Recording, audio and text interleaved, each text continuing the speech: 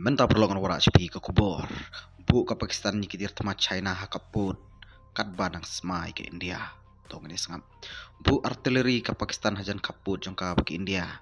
Hapeng berang kloit bah kajeng kajah. Kati kesenjam kabut hadin berpenyap runar ki lenok ha Kashmir. Badan kajeng siat keliang hakaput. Pau online ke video. Peni kigon Pakistan bagi nyat penelej kaput India. Kamba ke Pakistan kelabu bun teligigon China. SH-15 self-propelled hajan ke kaput.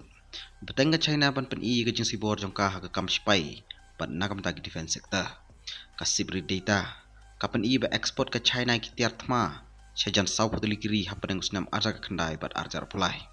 Bat palat prapu arpesan ki tiar thma China ba export ha ke por bala pha Pakistan. Kani ke wan hadin ba armit lenter ladon ke jeng siat markeliang padang ke India ba Pakistan. Kani kawan katba ka agreement sengi esiat kalad kutno hadin ke jing siat ke pemerintah hajan line of control. Shibun ki Indian Post saudong kan North Kashmir kiladan ke jing pemsengan namar ke jing siat ke Pakistan. Ki spai India kumju kila jubab da ke penting sigi jika Pakistan hajan ke Northern Kashmir sectors. Kani ke jing siat ke bajur hapadeng ki spai India Pakistan. Kawan hapadeng bating ke Pakistan ni ke keput jong ke India. Karipot ko ong baka India kalapan kre ya ke jubab ko penting Syagijing plan hirtma jangka Pakistan Kashmir Pahalgam. Ka Indian Air Force but Navy kila pelong ki war games ki badam ban pen ka direct message Pakistan.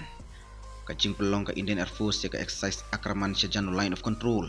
Kala nang persir syushu ya ka Pakistan. Kadba ka Indian Navy kala set shibun ki anti-ship missile kan tubuh BrahMos missile ha Arabian Sea ha ka 4 April. Kubli shibun story talo London Network Daily Post.